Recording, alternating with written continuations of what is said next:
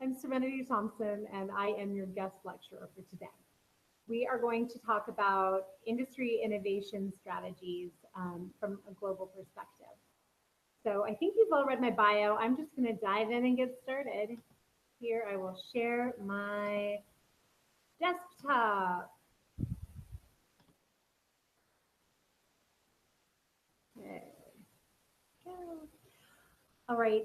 Now, as we look back over, the industrial revolution and the production era and so on, we see that advances in technology and the sciences tend to inform the trajectory and the velocity of business, trade, and industrial innovation. So, when we're talking about these emerging global trends, technology is not the strategy; it's the underlier. Um, just to get that straight. So now I'll spend a couple of minutes talking about developing and empowering the culture of innovation to set up a framework, and then we'll get into the specific strategies and examples. This is a brainstorm mind value map around ways to innovate the field of education. Now, the authors are introducing a new idea around, I think it's content delivery. That's very interesting right now. Education is indeed undergoing a very interesting innovation cycle, looking at content delivery and bringing together um, disparate people in remote locations and offering education. So Kaplan has online education expertise. They've been acquiring best in class trade schools and curriculums like the Anthony School for best in class content and adding that to their online degree and licensing programs. And then Purdue has the research piece and is an established academic brand. So they acquired Kaplan for their best in class online offerings. And now they have end to end education solutions provided by Purdue for anybody interested in higher education or trade education, no matter where you're located or what your schedule is. So when we talk about innovation, that's what we're talking about: bringing new ideas to industries and looking at new modes of delivery, completely novel approaches to growing your business, growing your industry, and seeing a lot of other positive effects we'll get into in a second as well. Now, a man was driving along the freeway and he noticed a chicken running alongside his car. He was amazed that the chicken was keeping up with him, so he sped up and the chicken even passed him. He followed the chicken all the way to a farm and he asked the farmer, "What's up with these chickens? All the chickens have three legs." The farmer said, "Well, everybody likes chicken legs, so I bred the three-legged bird. I'm going to be a millionaire." And the man asked him, "How do they taste?" The farmer said, "Well, I don't know. I haven't caught one yet." The challenge for business leaders and managers today is not only to create and develop the capability of innovation, but it's to manage the outcomes. Financial outcomes, so profitability, development process, professional development, and talent management, keeping your people happy and employed with you so that they don't go elsewhere. Succession planning, customer experience, and social responsibility. Today's winning industry strategies, and also they're very frequently the market disruptors, address and drive all of these areas at the same time. Innovation, no matter what the strategy, often starts with this question of what if. And you're looking at the typeface Roboto in a bunch of different types of treatments. 3 years ago, Adobe saw the need for new technology that would make it easier for graphic designers to identify and choose typefaces. So they wanted to automate a manual process.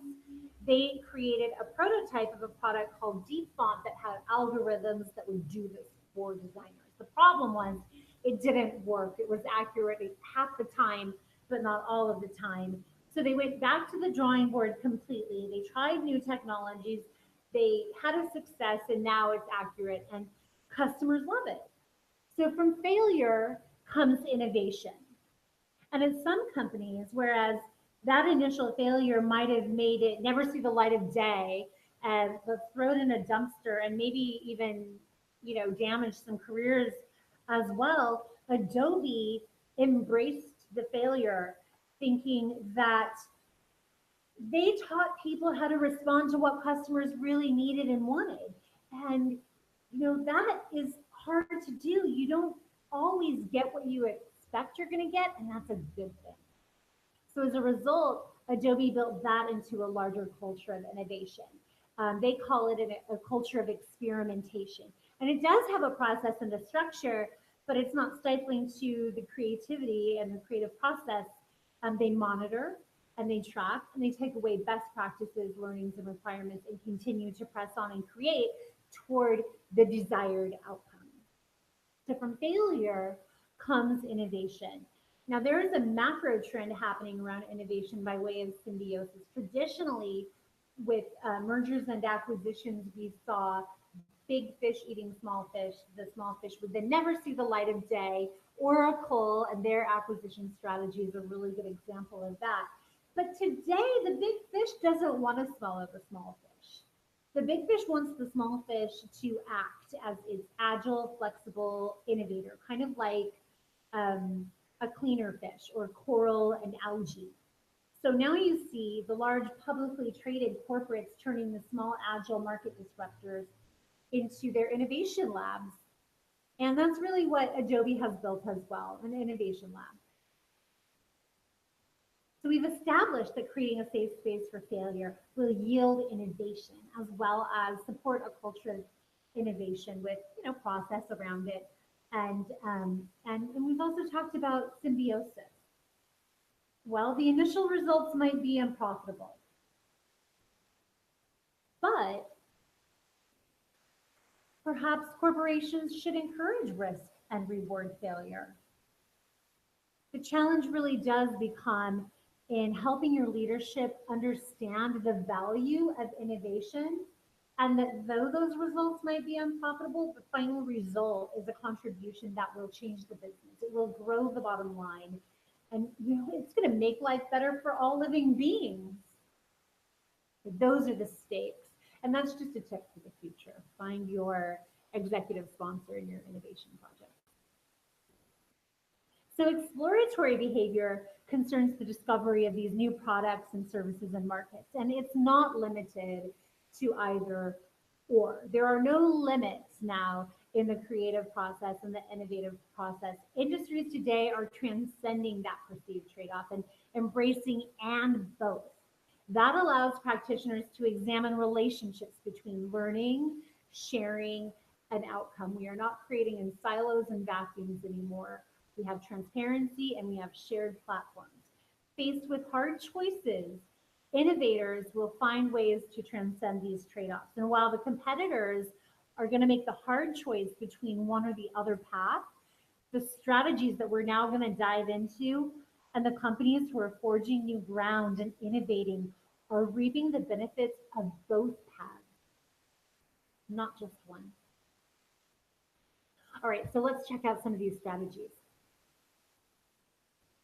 Financial services, size and speed. Well, financial services, a behemoth of global dominance, highly regulated, big data, volatile.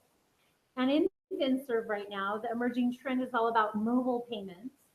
And the competition is coming from outside the banking industry. Well, Visa wants to protect their revenue and their share of wallet in this competitive landscape. And now we're talking about digital wallets as well. So they want to build some digital wallet share. They set out to create what ultimately became Visa Checkout. They had some failures under their belt, and those were attributed to the big institutionalized, regulated approach that was the Visa way. They decided to rip up the org chart and create a team of teams with a kind of a new culture that emphasized agility and experimentation over consistency and compliance. That was their strategy for innovation. The result was Visa Checkout, size and speed. They transcended that trade-off. The legal industry is exploring bringing together intellectual property and blockchain. In the late 90s, when digital music was in its infancy, instead of embracing that new frontier, the legal industry rejected door for piracy to set down its roots. Now, thankfully for us, it also eventually led to streaming music and iTunes and all of the ways we have music lives today. Um, but consistently, even and 10 years after, the music industry continued to weigh big lawsuits against streaming companies, really seek down pirates, and rightly so. Let's be fair, royalties are not enough. But the point is, technology is growing fast and it's become a requirement, and the legal industry needs to adapt. So some are. Um, Laporte law is one of them, really embracing the blockchain, which is kind of a shared, continually reconciled, hack-proof database that was kind of the basis for delivering pirated music, using that for files. So it creates a less expensive engagement for clients. It really results in lower legal fees and an almost hack-proof system for protecting intellectual property for entertainment law, transcending the trade-off. HR and people and platforms, I mean, if corporations should encourage risk and reward failure, then human capital management and employee engagement management, has some serious skin in the game. So this industry is innovating by bringing together people and platforms. And although, many industries are doing this, HR is trying to capture the human spirit, along with other modes of learning, sharing, and feedback to harness our true potential as people. And 15Five is a company doing this with their it's a self-reflection platform. You take 15 minutes, 5 days a week. It's shareable with your managers and colleagues. And the inputs and outputs take on a conversational approach, looking to highlight transparency and trust so everyone can show up for work more empowered and creative and committed. So as of this month, June 2017, 15Five had 1,100 enterprise customers and growing, transcending the trade-off. Consumer packaged goods is really kind of around literal physical inventory, and usually there's an element of FDA or similar regulation. Um, and here comes Sephora, a traditional retail big box store, uh, wrestling with the fact that people are online and buying online, and in-store traffic might be slowing. So they decided to create a community, a vibrant community called the Sephora Beauty Board. And community members can upload photos of their favorite looks with makeup products that made it possible. You click on a photo, and then you can see, that person's posts and all the looks they made, and then you can also click right into the products that they used to do that look and purchase them. So Sephora made a concerted effort to innovate the experience of finding, selecting, and purchasing consumer packaged goods by elevating it to a relationship-driven experience that could um, that could in turn foster social proof, advocacy, and peer-to-peer influence on the product sale. They brought together transactions and relationships in one strategy that innovated the packaged goods industry. It brought together in person and online. It doesn't the boundary is very blurred. It doesn't really matter where you buy it. It's all about the product, and it's available, and it's interactive, and it's fun, and it helps you meet new people. Very innovative. A natural extension of that example is e-commerce, bringing together high tech and high touch. So there is a concern that technology is estranging our connections. Sephora's answer was to build a community. Stitch Fix's answer is to bring a literal human into the mix, and not just an 800 number, representative or a support chat person. They at Stitch Fix are adding in the Stitch Fix stylist.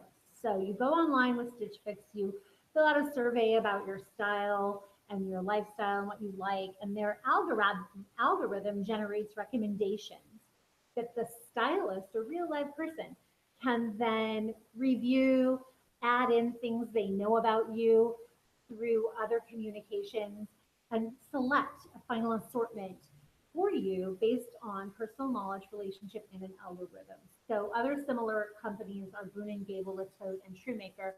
Lots of potential with these companies and getting a lot of attention with venture capitalists.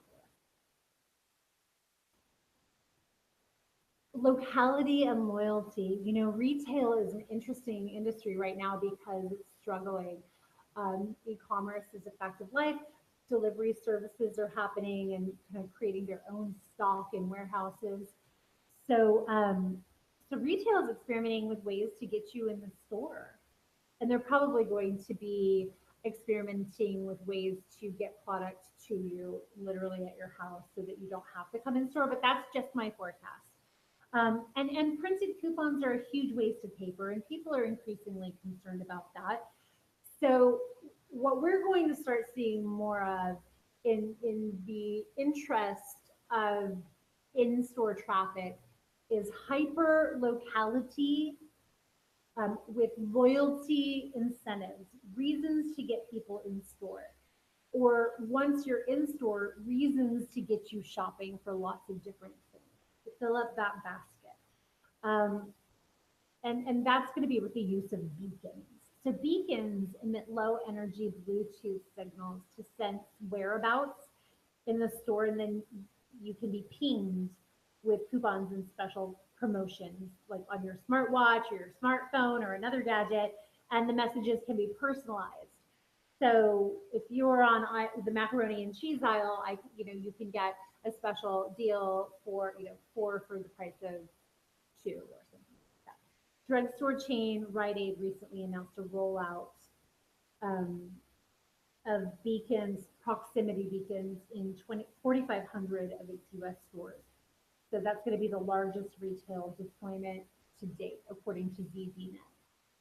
Interesting to watch the retail industry, hard to innovate as we move to this digital society. We'll see what happens there. In travel, hotels are very frequently vacant or, have vacancy, and flights are not always sold out. Airport lounges are not always at capacity. Private jets sit and wait of somewhere to fly a lot of the time. So disruptors in travel right now are embracing underutilization and applying arbitrage algorithms to monetize products and services that would otherwise amount to waste or liability.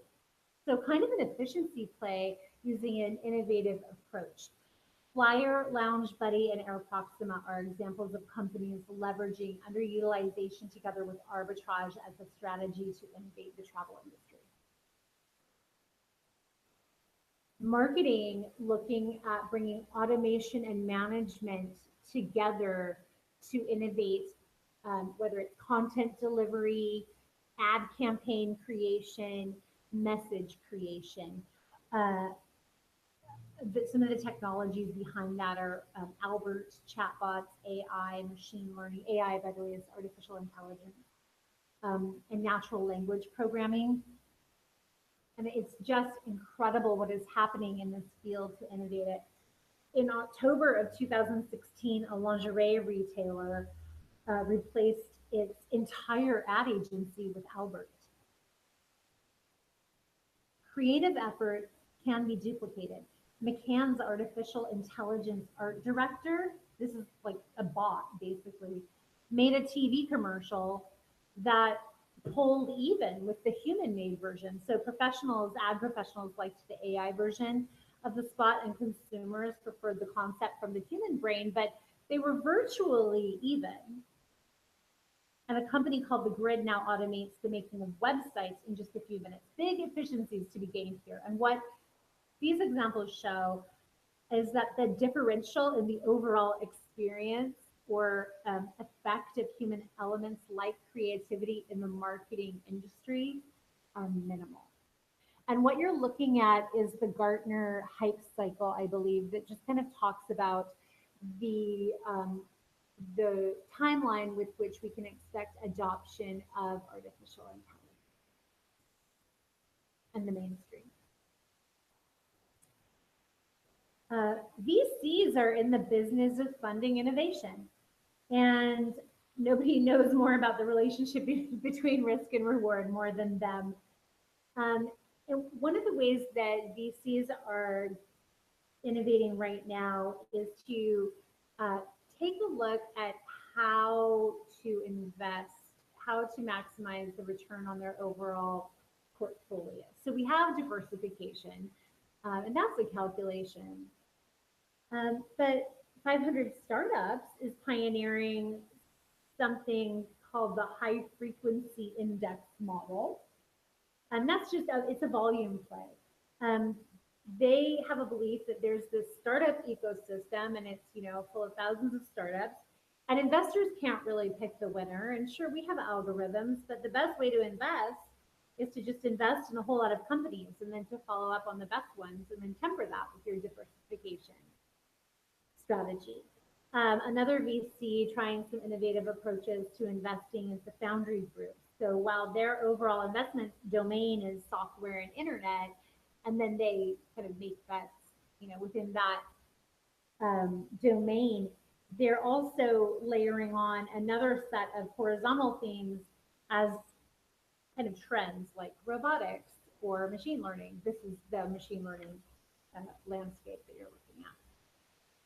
Transcending the trade-off. Regulation and economic growth in government. Well, government needs to see a lot of efficiencies and has a lot of room for innovation. So how do you transcend this trade-off when you're a big, giant, fragmented, difficult to navigate environment? How does government get agile and fast? Well, one approach is bringing together regulation and economic growth as strategies with the tactic of gamification. Luke Homan, the founder and CEO of a company called Innovation Games, is doing this with the city of San Jose, using gaming principles and platforms to identify priorities for the budget, to assemble a budget, and then to create an actionable budget that takes into account all of the various constituent needs. Transcending the trade-off and seeing tangible outcomes. Google and Uber, they want to change the way we're going from point A to point B with self-driving cars. This is Sergey Brin and John Kerry in a press junket for that self-driving car in 2016. Straddling regulation and risk. This is we need to come up with a design that is going to satisfy all the regulations, but we want to take enough risk to really push the envelope of what people think is possible, find out what those tipping points are, be aware of them and work to them and or triage them somehow. Very interesting transportation innovation. The field of design is being innovated with strategies of experience and impact, bringing those together in one location. For instance, hospital rooms. There's a growing body of research suggesting that better designed hospitals with private rooms and lots of natural light and noise control are associated with shorter stays and better outcomes for patients. So hospitals are actively putting 5-year plans into place to improve hospital design, reduce carbon footprint, add in the natural light control, facilitating mobility and whatnot, so that mental health is positively impacted. Experience and impact, transcending this trade-off to innovate using both approaches.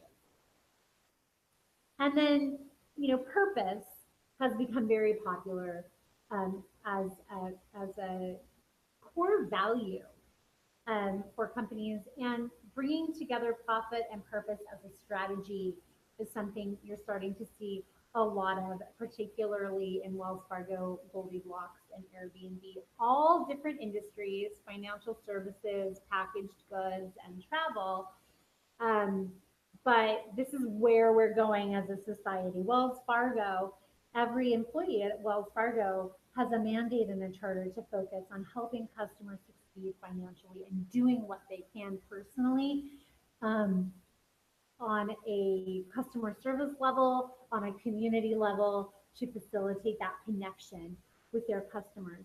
Bully Blocks' mission is to increase the number of women engineers, and that's led to an entirely new product category that combines storytelling and building for young girls. And then Airbnb is really using underutilization and arbitrage from our travel industry example, and then layering on profit and purpose of people wanting to belong everywhere, having a local experience, having a local home. Home is where the heart is. My heart is here in Detroit right now. I'm not really in Detroit, by the way, but those kinds of concepts, very beautiful and inspiring examples of innovation there.